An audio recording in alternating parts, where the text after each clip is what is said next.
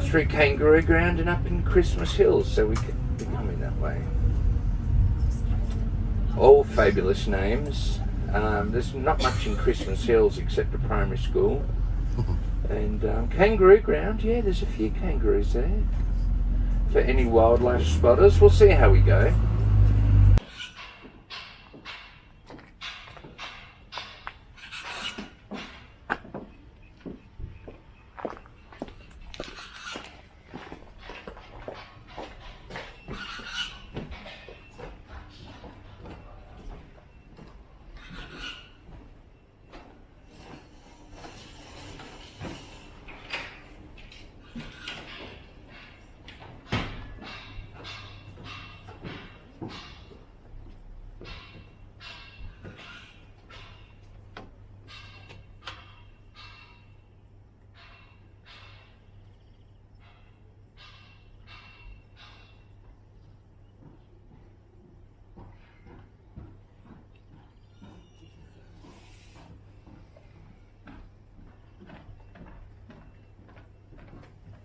I assume we want to do the tasting in the sun, do we? Yeah.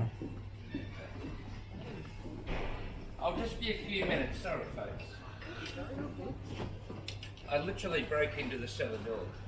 Oh, there he is. Hey, Holidays, no run, right? yeah.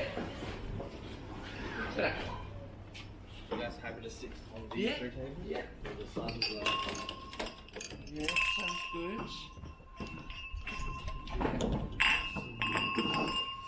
actually 14, right? Yeah.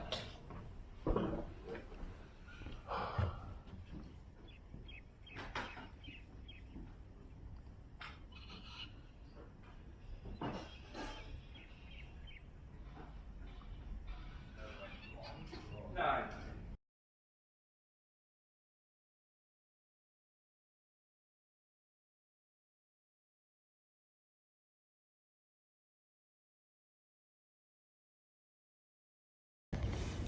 But before we begin, I'll speak a bit about this vineyard.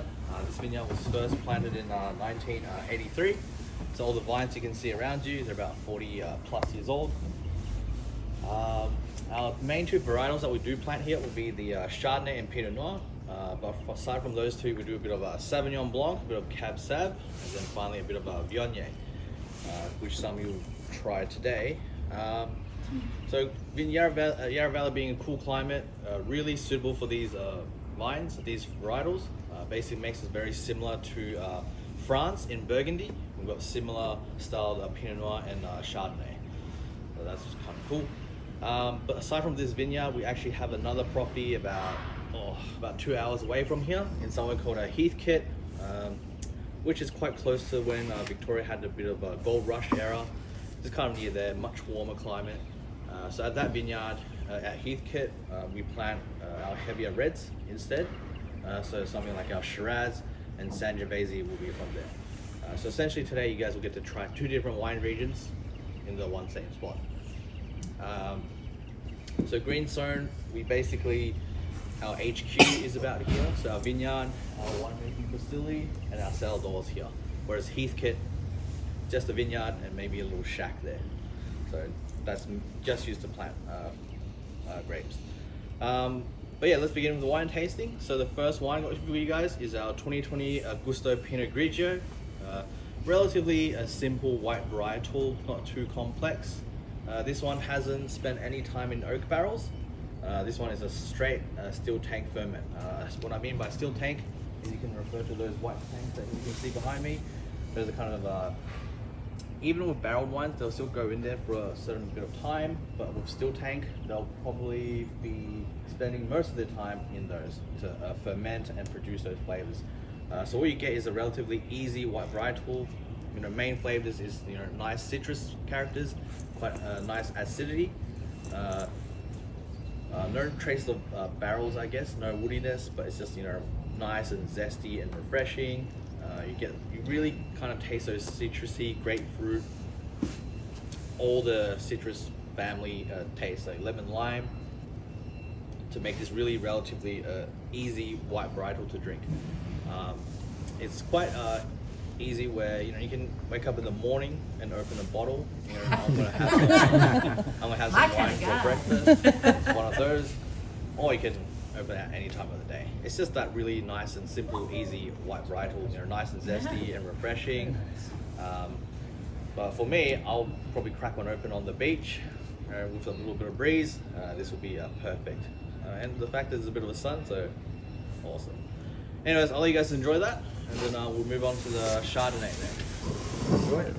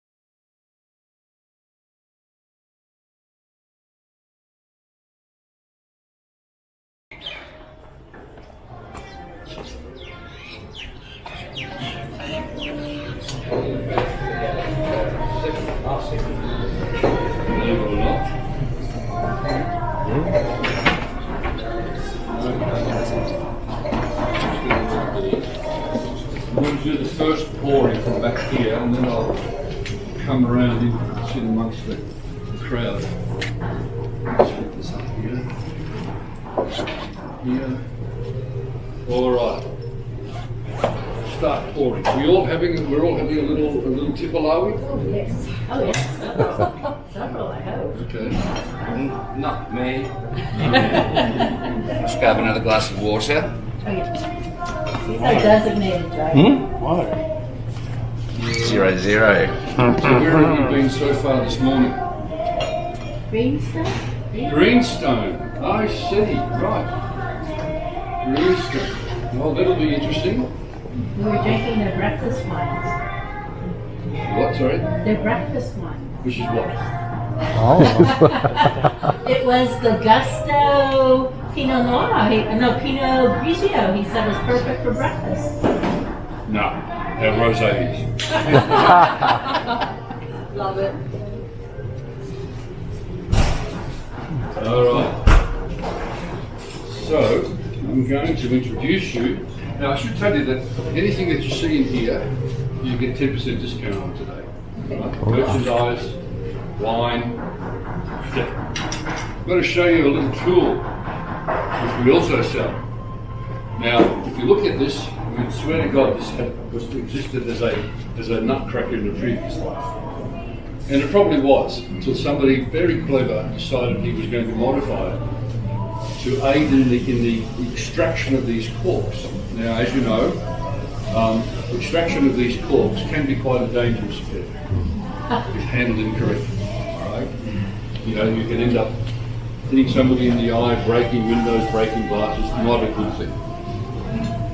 As a sommelier, I would normally take the top off, loosen the muselet, hold on to it, twist the bottle half a dozen times to release the pressure, and all you hear is a little fart.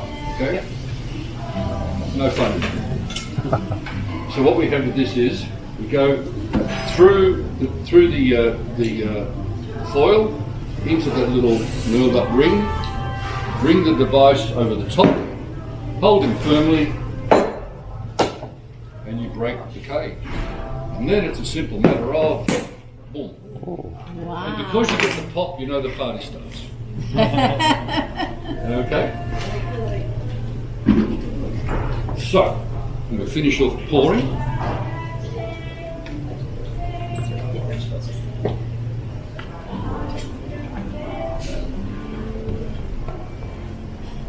Please come and help yourselves to a glass. And hold on to your glasses because we will be reusing them. Okay.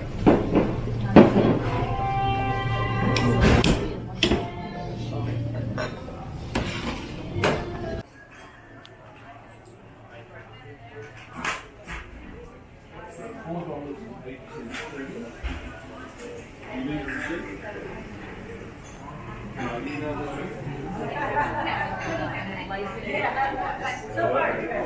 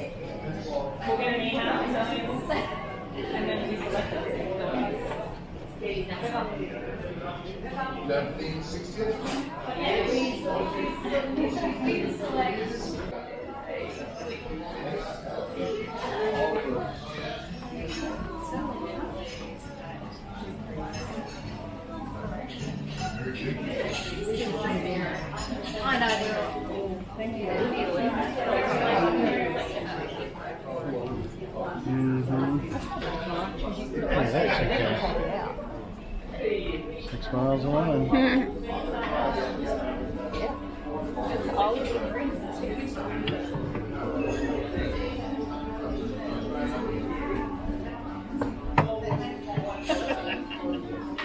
Goes to Bali. Yeah.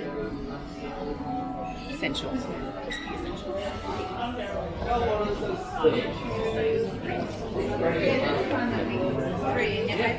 No, this one's 4. That one's 3. We had a yes.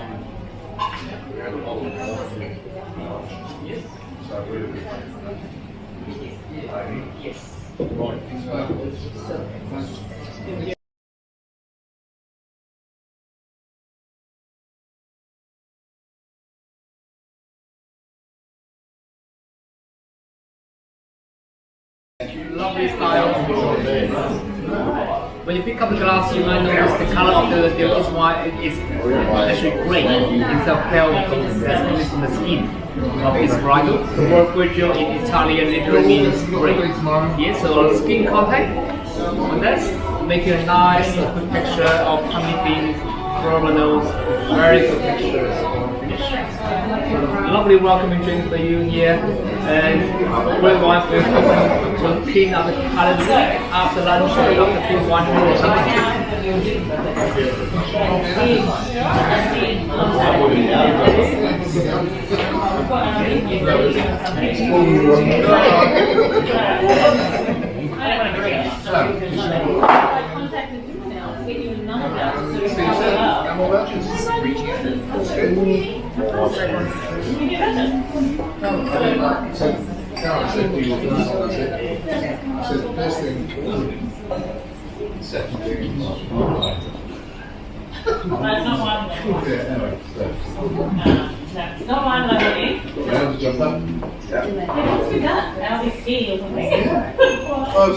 No, because Audi always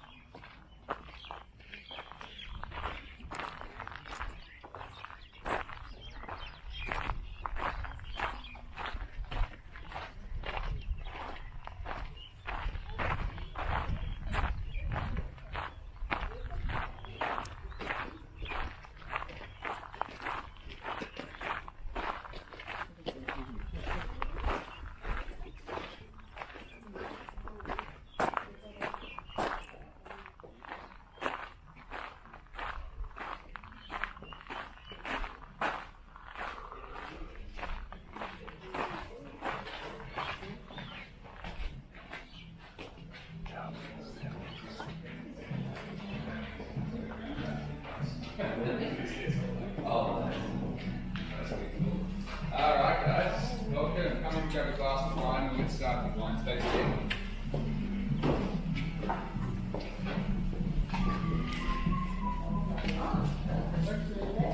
There you go.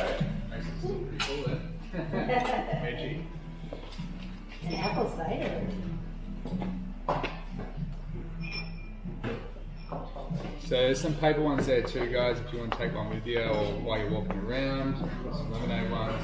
I'm just going to go top to bottom by the sort of whites and reds and then finish with some cider.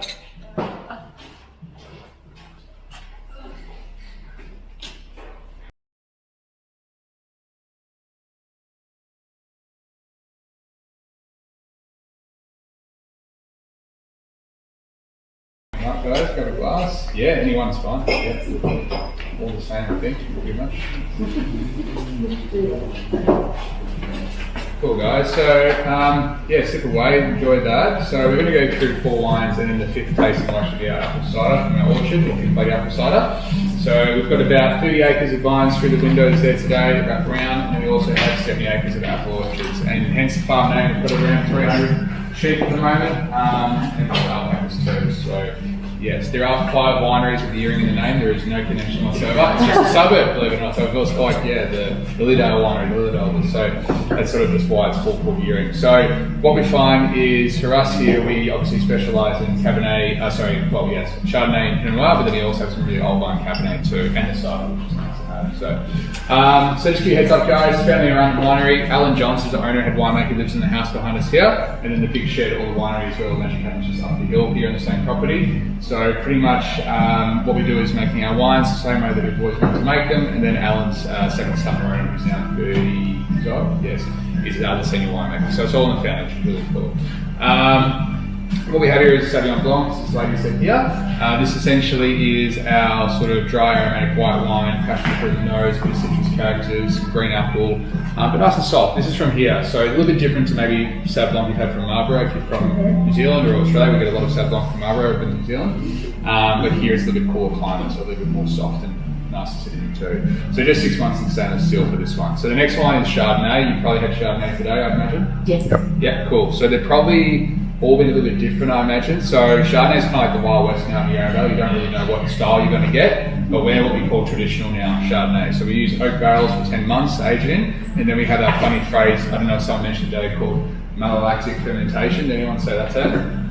Oh, that's what you're getting. I'll probably bore half of you and the other half of each other, yeah. So, or as we just say, malo for short. So malolactic fermentation is just a process of one acid enzyme turning to another. So this is malic acid. Malic acid is kind of high in acidity, so it's green apple, usually a tart green fruit sort of taste to it, which this does, I would say. And then what happens if we convert it to lactic acid, it becomes softer and not as high acid, and then it also has a sort of creaminess, sometimes a buttery flavour to it, or sort of silkiness to it. It might even seem a little bit more like silky, or a bit more viscosity, if you know what that means. It seems a bit heavier in your mouth, I guess. Whereas this will seem a little bit like, I don't want to say watery, it's a bad way of saying, but a little bit not as viscous as the other one. So a lot of people have changed to now doing unoaked Chardonnay because it's a bit more sort of fresh and citrusy, and then also not using that malolactic process because then it's even more citrusy as well. So I've done blind tastings before when I've had a Chardonnay, I thought it was a Pinot Gris or Pinot Grigio, and it was a Chardonnay. I was like, no, it's bizarre.